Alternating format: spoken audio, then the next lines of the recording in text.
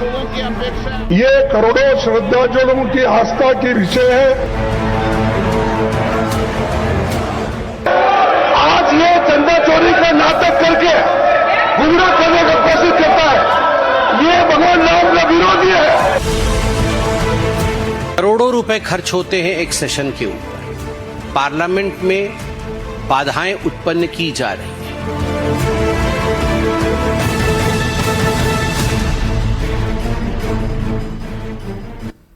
नमस्कार, मैं हूं मनोज्ञा लोईवाल और आप देख रहे हैं एनडीटीवी इंडिया, भारत का विश्वास।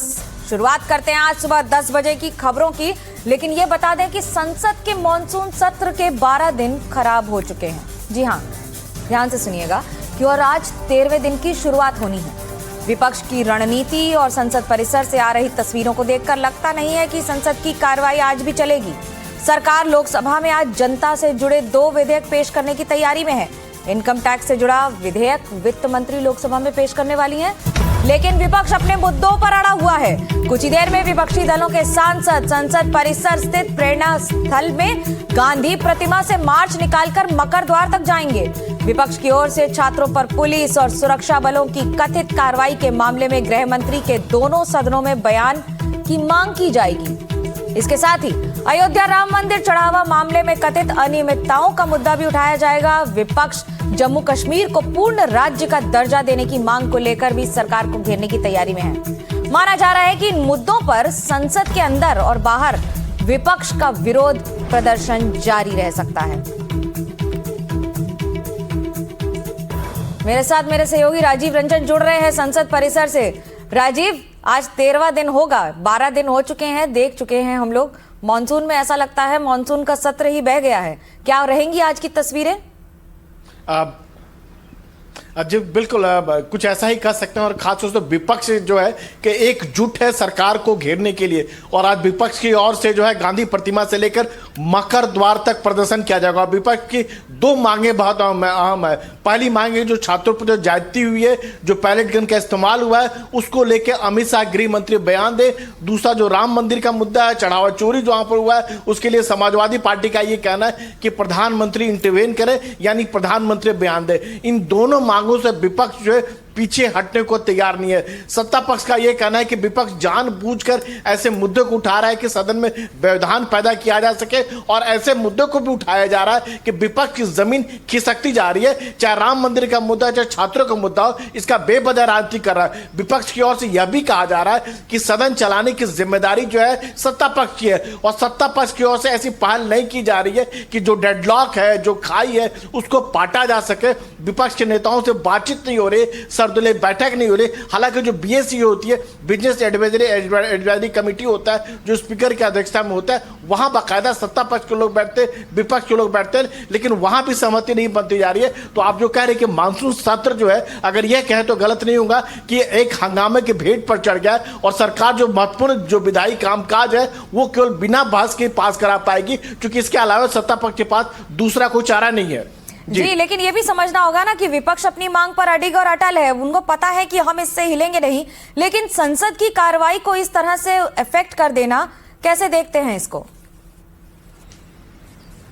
देखिए, ये लोकतंत्र के लिए कतई अच्छा नहीं है। लोकतंत्र में सबसे अच्छी बात ये होती है कि दोनों पक्ष की ओर से संवाद हो, बातचीत हो, लेकिन दोनों पक्ष अपनी जिद में अड़े हुए हैं। खासतौर से विपक्ष का जो आरोप है कि सत्ता पक्ष की ओर से बातचीत नहीं की जा रही है, उस डेडलॉक को खत्म की कोशिश नहीं की जा रही। उनके नेता विपक्ष के कहना ये कि जब उनके नेता राहुल गांधी खड़े हुए तो उनको बोलने नहीं दिया जा रहा। राज्यसभा में यही बात मल्लिकार्जुन खड़गे को लेकर कही जाती है। तो ये डेडलॉक जो है, जिसको कह सकते हैं एक गतिरोध लगातार बना हुआ है, लेकिन सदन चलाना दोनों पक्षों की जिम्मेदारी है। और खासतौर से लोग चुन के जो भेजते हैं, यहाँ बहुत सारे विधायी कामकाज होते हैं जिसको लेकर लोग जानना चाहते हैं। और खासतौर से जो छोटे दल की बात करें, जो निर्दलीय सांसद है, उनको नाराजगी है कि दोनों बड़े दल की लड़ाई में वो पिस रहे हैं, अपने इलाके की बात नहीं कर पाते हैं, अपने लोगों का जो महत्वपूर्ण विकास की बात है, चाहे दूसरी समस्याओं की बात नहीं उठा पा रहे हैं। तो लोकतंत्र के लिए बेशक बहुत अच्छा नहीं है कि सदन न चले। दमन और दीव से सांसद उमेश पटेल तो तंबू गाड़ के बैठ गए थे परिसर में ही कि भाई मेरी आवाज भी सुनी जाए, मैं अकेला हूं तो अकेला ही काफी हूं।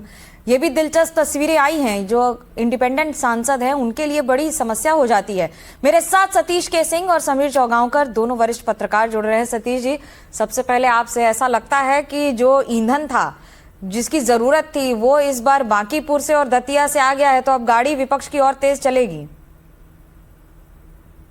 अरे भाई, सरकार तो लग रहा है डिलिमिटेशन के चक्कर में थी, सरकार ही लिमिट हो गई। तो पहली बात तो ये, और ये जो हार हुई है दो मुख्यमंत्रियों के रहते अपनी पार्टी के बीजेपी के, वहां पर उपचुनाव में अगर हार जाए तो बात तो है ही, संकट है ही। और आप ही के चैनल पे देख रहा हूं मनोगिया जी कि अब तो एक और मंदिर आ गया, बद्रीनाथ राम मंदिर। अब सिद्धि विनायक में भी दान चोरी का ऑडिट होने का आदेश हो गया है। तो एक तरफ राम मंदिर पे प्रधानमंत्री से मांगा जा रहा है जवाब, अमित शाह जी से ये जंतर मंतर मामले में मांगा जा रहा है। तो बात कहां ब्रेक थ्रू होगा भाई? ब्रेक थ्रू होगा कहां? तो दिख सारा नहीं रहा हमला है। विपक्ष तो बाहर करेगा। समीर चौगाकर जी, आपको लगता है कि कम से कम अंदर सदन में बहस हो तो कुछ कारगर हो, ना कि एक दिन के 2-2 करोड़ रुपए सरकार की ओर से, और एक्सचेकर मनी है ये जो बर्बाद हो जाता है अगर संसद नहीं चलती है तो? बिल्कुल मनोज लोईवाला, प्रतिदिन 9 करोड़ रुपए का खर्चा संसद को कार्रवाई चलाने के लिए आता है। और आप देखिए 20 तारीख से संसद का मानसून सत्र शुरू हुआ है और विपक्ष लगातार शिक्षा मंत्री के इस्तीफे की मांग कर रहा था। शिक्षा मंत्री का इस्तीफा हो गया है।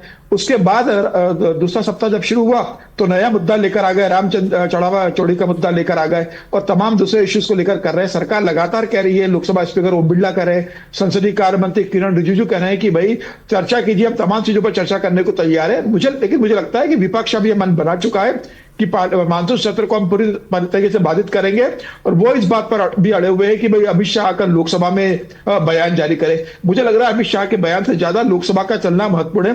तमाम प्रश्नकाल होता है, शून्यकाल होता है, तमाम मुद्दों पर चर्चा होती है, तमाम बिल बिना चर्चा के, बिना उस पर चर्चा हुए बिल पास हो रहे हैं। मुझे लगता है ये लोकतंत्र की ठीक नहीं है और विपक्ष के लिए ज्यादा चुनाव मुश्किल है। सरकार तो बिल पास करा लेगी, सरकार के पास बहुमत है, सरकार बिल पास करा लेगी वो हंगामे के बीच में।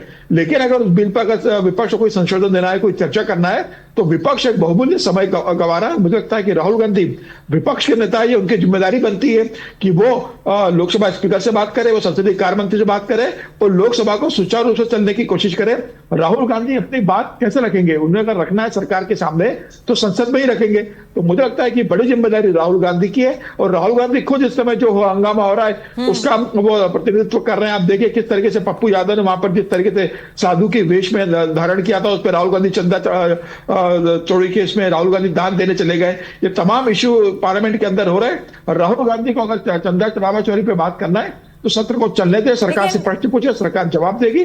मुझे लगता है कि इस तरीके से बाधित करना ये भी समझना चाहती हूँ कि अभी फुटबॉल का सीजन रहा, फुटबॉल में ना गोल बड़ा इंपॉर्टेंट होता है, यहाँ तो गोल पोस्ट ही चेंज हो रहा है। अभी इसका इस्तीफा, अभी इसका इस्तीफा, अभी इसका इस्तीफा। तो सतीश जी, तुम डाल डाल मैं पात पात, उसी टाइप का हो गया है क्या मामला? देखिए, आपने शुरुआत में मनोगिया जी आपने कहा कि मानसून सत्र तो लगता है बह गया। मानसून भी सूखा हो गया और सत्र हाँ, मानसून सूखा हो गया और सत्र बह गया। देखिए ये विडंबना देखिए। और जब गोल लगने लगता है गोल, तो भी 15 मिनट में 5-7 गोल भी आजकल फुटबॉल में होने लगे हैं। तो जो लोग गोल मार रहे हैं उनको लग रहा होगा मारते जाओ गोल। दरअसल जो दिक्कत है, गंभीरता से कहूं तो ये है कि भाई प्रधानमंत्री जी और अमित शाह जी आके एक एक बयान दे दें। नहीं हो, बयान होगा, मैं आपको कह रहा हूं बयान होगा, पक्का होगा और तभी जाके ब्रेक थ्रू होगा। प्रधानमंत्री जी का भले नहीं हो लेकिन अमित शाह को बयान तो देना पड़ेगा, एक बात। और दूसरी बात, उसमें क्या होता है बयान देने में, तो वो भी अपने टस से मस नहीं हो रहे हैं और ये भी नहीं टस से मस होंगे। तो इसमें सरकार का आज बहुत तरह की बात की जा रही कि पैसा खर्च हो रहा है। अरे संसद में कुछ डेमोक्रेसी दिख रही है, संसद प्रांगण में डेमोक्रेसी दिख रही है, जंतर मंतर पे दिख रही है, उपचुनावों में दिख रही है। तो ये तो डेमोक्रेसी के लिए अच्छा है। जी, आप ये मानते हैं कि ईवीएम ठीक चल रही है? आप ये मानते हैं सतीश जी कि ईवीएम ठीक चल रही है? अब ईवीएम में कोई गड़बड़ी नहीं है इस बार के चुनाव में? नहीं, इस बार तो ठीक चली है। और हम कौन होते हैं मानने वाले? अरे जो सामने आया है, आप कहते हैं ना कि बहुत सारी ऐसी गतिविधियां होती हैं। इस बार के चुनाव के नतीजों से ये साबित हो गया कि ईवीएम ठीक चल रही है, चुनाव आयोग निष्पक्ष है। नहीं, देखिए अभी इस बार ठीक चली है। अच्छा, इस बार ठीक चली है? अगर ऐसी बार ऐसी ही चलेगी क्या? ये मेरे को समझ नहीं आता, आपको पूछ कर क्यों नहीं चलती है ठीक? अब ये मेरे से तस्वीरें आ रही है, मैं आपको जरा तस्वीरें दिखा दूं। ये तस्वीरें दिखा रहे हैं आपको संसद परिसर में, गांधी मूर्ति के नीचे यहीं पर राहुल गांधी, प्रियंका गांधी, मल्लिकार्जुन खड़गे से लेकर सभी नेता, तृणमूल कांग्रेस के सांसद, दक्षिण भारत से विभिन्न सांसद। और ये तस्वीर बड़ी महत्वपूर्ण हो जाती है। जिस विपक्ष की बात हो रही है वो अडिग अटल एक साथ एक तस्वीर पर है। आपको सुनाते हैं सांसदों ने क्या कहा है। संदेश ये है कि जो पद पर आसीन है उसकी कुछ जनता के प्रति जिम्मेदारियां होती हैं। ये लोकतंत्र है, तानाशाही नहीं है, ये किसी का राज दरबार नहीं है। तो अगर कुछ हुआ है, बच्चों पर गोलियां चली हैं, पैलेट गन चलाई गई हैं, क्या नाम है वो, टीयर गैसिंग हुई है, लाठी चार्ज हुआ है, तो किसी की जिम्मेदारी है ना, किसी ने तो ऑर्डर दिया होगा, तो जिम्मेदारी लें अपनी। यही परंपरा रही है इस देश की। लगातार विरोध गतिरोध और इन सब के बीच में समीर जी आप जरा ये जरूर बताएं कि विपक्ष की मांग तो मांग है, लेकिन विपक्ष की मांग अगर हर रोज इसी तरह बदलती रहे कि पहले इनका इस्तीफा हो जाए, फिर इनका बयान हो जाए, फिर उनका ये हो जाए, फिर वो आकर ये बोल दें, ये किस तरह से सही ट्रैक पर है या डिरेल है? निश्चित रूप से मनोज्ञा, मुझे लगता है पूरी तरीके से डिरेल है और किसी भी तरीके से पार्लियामेंट ना चले ये विपक्ष राहुल गांधी के नेतृत्व में सुनिश्चित करना चाहता है। अब आप देखिए, अभी जब जो बैनर विपक्ष लेकर संसद के परिसर में गांधी मूर्ति के सामने प्रदर्शन कर रहा है, उस पर लिखा है कि अमित शाह जवाब दो। भाई अमित शाह किस बात का जवाब दे? सुप्रीम कोर्ट में मामला गया, सुप्रीम कोर्ट में मामले में सुनवाई, सुप्रीम कोर्ट ने बता दिया कि जो अपराधी वृत्ति के लोग हैं उनके ऊपर केस दर्ज होगा, जो छात्र है उनके ऊपर केस दर्ज होगा। प्रधानमंत्री मोदी ने इंस्टा पर अपना वीडियो जारी कर सभी छात्रों को माफ कर दिया है और क्लियर अपना संदेश दे दिया है। शिक्षा मंत्री का इस्तीफा हो चुका है। प्रधानमंत्री मोदी ने कमेटी बना दी है, नंदन निलेकनी के नेतृत्व के अंदर तमाम चीजें उसके अंदर इंक्लूड कर दी गई है। तो मुझे लग रहा है कि अमित शाह के जवाब की क्या जरूरत है? अमित शाह जब आएंगे तब आप इस बात को लेके मांगिए। सिर्फ अमित शाह के जवाब के लिए पार्लियामेंट चलती है क्या? क्या विपक्ष अमित शाह के जवाब के लिए पूरे पार्लियामेंट को बाधित करेगा?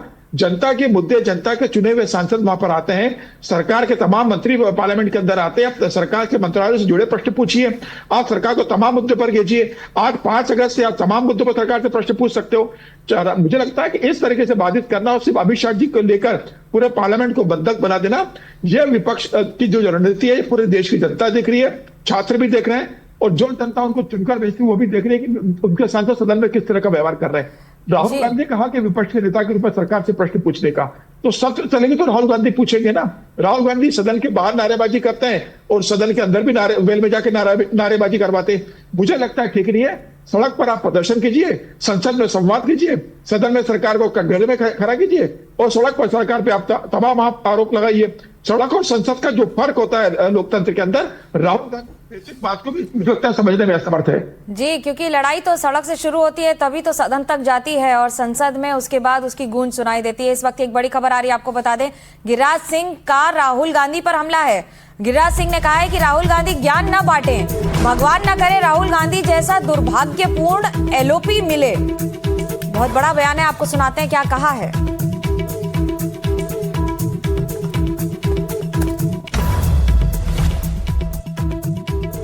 देहात की कहानी है, अपन बियाह ने सूरदास के बरतुहारी हमारे बिहार में।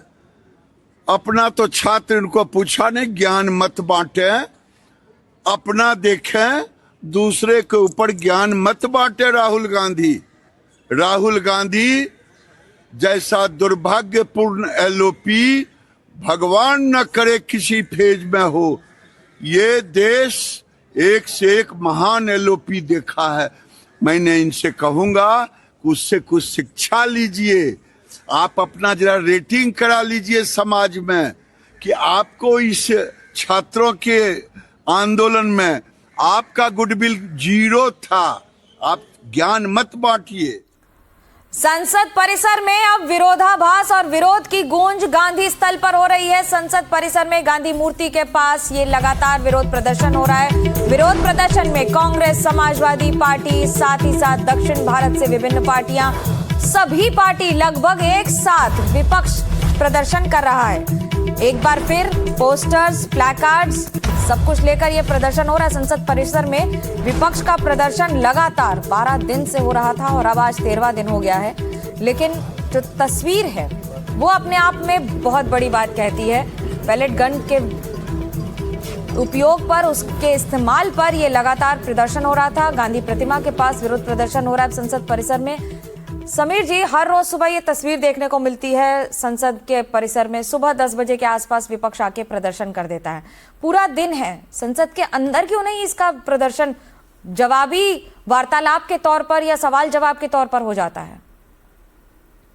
मुझे लगता है कि मनोज, अब वक्त आ गया है कि विपक्ष जो बाकी दल है, समाजवादी पार्टी हो या डीएमके हो या सुप्रिया सुले हो या दूसरे दल हो, उन्हें राहुल गांधी को कहना चाहिए कि भाई विपक्ष के नेता आप जरूर हो, लेकिन आप विपक्ष को इस तरीके से प्रश्न पूछने से रोक रहे हो। पूरे विपक्ष को आपने जिस तरीके से बाधित कर दिया है पार्लियामेंट के अंदर, ये ठीक नहीं है।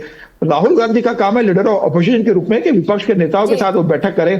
क्या राहुल गांधी विपक्ष के नेताओं को भरोसे में लेकर ये सब कर रहे हैं? एक छोटा सा जवाब सतीश जी से भी पूछूंगी। सतीश जी, आपको लगता है कि जो विपक्ष का चेहरा है इस तरह से एक साथ अडिग अटल दिखना बहुत बड़ी बात है, लेकिन उसके साथ साथ अगर संसद को चलने दिया जाए तो कम से कम जनता तक भी ये थोड़ा सा महसूस हो जाएगा कि हमने जिन्हें चुन के भेजा वो हमारी आवाज वहां भी उठा रहे हैं। आप हमसे पूछ रही हैं? जी सतीश जी, मैं ये कह रहा हूं आजकल संसद सड़क पे चल रही है और सड़क ही संसद बनाती है। और ये जो भेद है आप समझ लीजिए, ये दर्शन और प्रदर्शन का विरोधाभास है। आज प्रधानमंत्री जी और अमित शाह जी राजी हो जाएं दर्शन देने के लिए संसद के सदनों में, तो फिर ये प्रदर्शन शायद समाप्त हो जाएगा। सतीश जी, दर्शन तो रोज दे रहे हैं और वहां पर उपलब्ध भी रहते हैं, लेकिन ये बात सही है कि हर सवाल हर जवाब ठीक उस तरह से नहीं होता है जिस ढंग से सोचा जाता है। मैं यहाँ पर सिर्फ अपनी रिपोर्टिंग और अपने जो हमारे ये आ रहे हैं इनपुट्स उसके आधार पर बोल रही हूँ। छोटा सा जवाब आप दीजिएगा समीर जी। देखिए मनोज जी, बड़ा दुर्भाग्यपूर्ण है कि सतीश जी कह रहे हैं कि सलाह की संसद बन गई है। भाई जो चुनकर नेता आता है वो संसद के अंदर प्रश्न उसको पूछना चाहिए और सरकार संसद में जवाब देगी। सरकार बाध्य है संसद में जवाब देने के लिए। संसद बने इसलिए गई है कि तमाम विचारों को वहां पर जगह मिलती है। पक्ष विपक्ष सब अपनी बात रखते हैं और विपक्ष के लिए तो सबसे बड़ा मंच मुझे लगता है कि संसद है। सड़क पर तो सभी अपनी बात रखते हैं, सरकार हो, सत्ता पक्ष हो, जो चुनाव नहीं लड़ता वो भी सड़क पर अपनी बात रख सकता है। जनता का चुनाव प्रतिनिधि लोकसभा के अंदर और राज्यसभा में प्रतिनिधित्व करता है। उससे मुझे लगता है कि संसद के अंदर राहुल गांधी को चर्चा में हिस्सा लेना चाहिए। सड़क और संसद का फर्क राहुल गांधी को समझना चाहिए। और राहुल गांधी से विपक्ष के नेता की जिम्मेदारी नहीं निभा रही है, तो मुझे लगता है कि प्रियंका गांधी को वो विपक्ष का नेता बना दे। लेकिन आज से प्रियंका गांधी भी वही करती जो राहुल गांधी करते हैं। वो तो पार्टी डिसाइड करेगी ना कि कौन नेता बनाएगा अपना। लेकिन ये भी बात सही है कि कम से कम ये नहीं कहा जा सकता कि सड़क पर सदन चल रहा है और संसद चल रही है। सड़क पर मेरी और आपकी बातचीत जो होगी वो सदन के इतिहास में दर्ज नहीं होगी।